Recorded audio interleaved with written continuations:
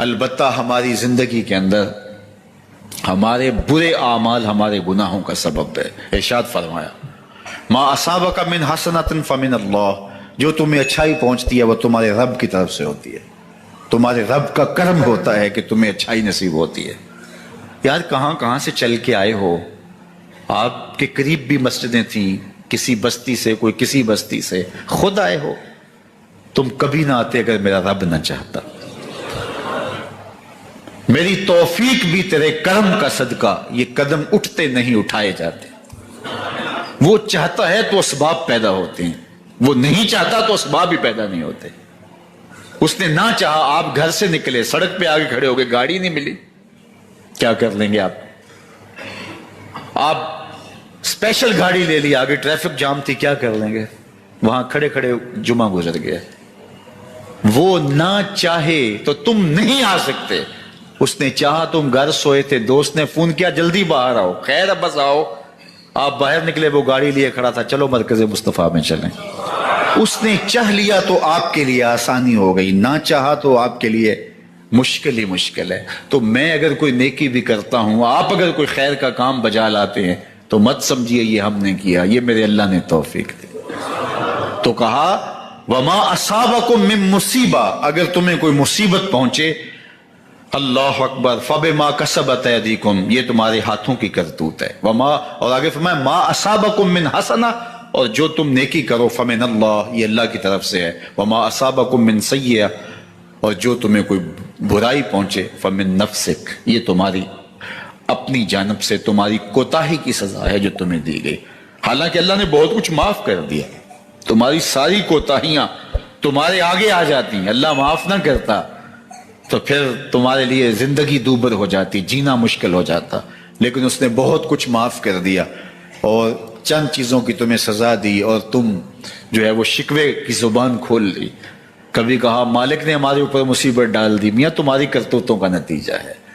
کبھی تم نے کسی کو منحوسہ قرار دے دیا، کبھی الو پہ الزام لگا دیا، کبھی تم نے سفر کے مہینے کو کسی دن کو قرار دے دیا، کبھی تم نے جو ہے وہ بلی کو قرار دے دیا، کبھی کسی کتے کو قرار دے دیا۔ نہ بلی، نہ کتا، نہ الو، نہ منحوسہ، نہ منحوس، یہ ساری بدعمالیوں کی سزا تھی، یہ نیتوں کا کھوٹ تھا جو سامنے آیا، یہ بے حکمتی تھی، یہ بے تدبیری تھی جو سامنے آئی۔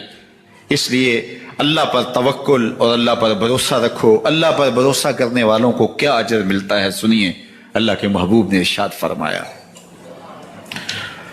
70,000 لوگ میری امت سے ایسے ہیں جو بغیر حساب سے جنت میں جائیں گے۔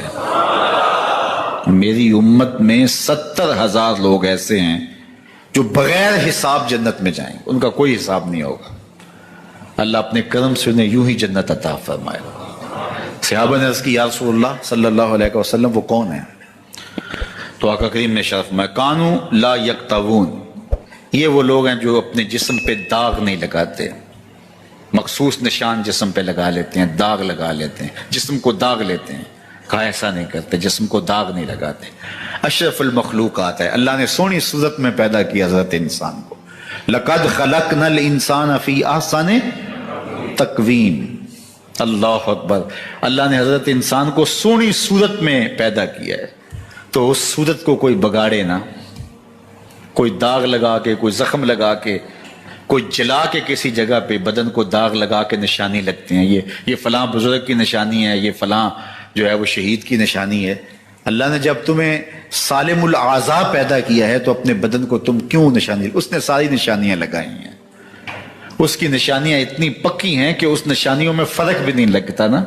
یہ تمہارے انگوٹھے کی نشانی ہے، 6 ارب انسانوں کو لے آؤ اور نشان انگوٹھا لے آؤ، کسی ایک کا بھی نہیں ملے گا۔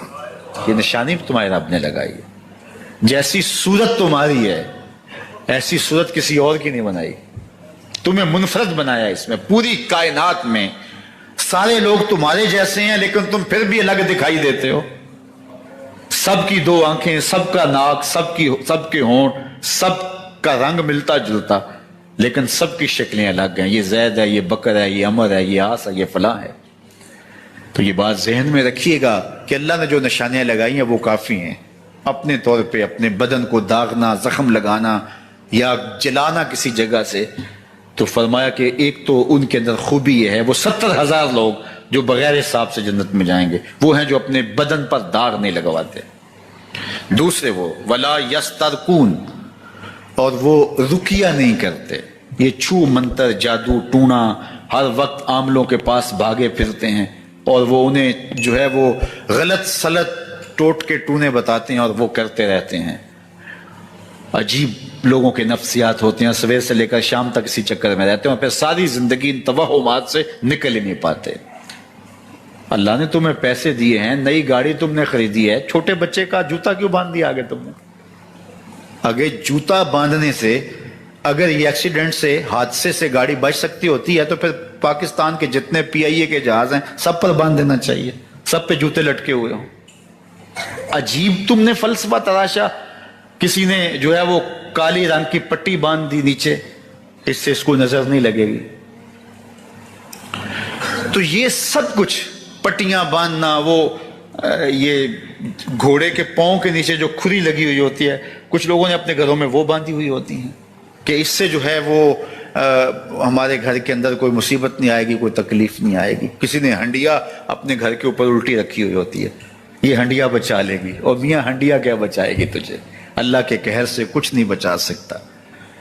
جب تمہارے اوپر کوئی مصیبت نازل ہونی ہے تو کچھ نہیں بچا سکتا۔ اگر بچنا چاہتے ہو تو پھر اللہ سے استغفار کرو، اللہ تعالیٰ کی تسبیح کرو، اللہ کی تحلیل کرو، میرے حضور پہ درود پڑھو، پھر دیکھنا کہ مصیبتیں ٹلتی ہیں یا نہیں ٹلتی ہیں۔ تو یہ خام خواہ کے رقیے اور یہ عامل لوگ جو ہیں ان کا تو کام یہی ہے، ان کا کام چلتا ہے لوگ ذوف الاعتقادی میں مبتلا رہیں، اور وہ اس طرح سے گفتگو کرتے ہیں کہ لوگوں کے اندر ذوف الاعتقادی پھیل جائے، اور جس قدر ذوف الاعتقادی پھیلے گی ان کا کاروبار زیادہ چمکے گا۔ جب مارکیٹ میں مندہ ہوتا ہے تو اس وقت ان لوگوں کے ڈیروں پہ رش بڑھ جاتا ہے، اور یہ کہہ دیتے ہیں کہ آپ کے خاندان میں ایک منحوس عورت ہے، یہ اس کا کیا ہوا ہے، تو کوئی نہ کوئی منحوس تو پہلے ہی انہوں نے طے کر رکھی ہوتی ہے، فوراً ذہن وہاں جا کلک ہو جاتا ہے۔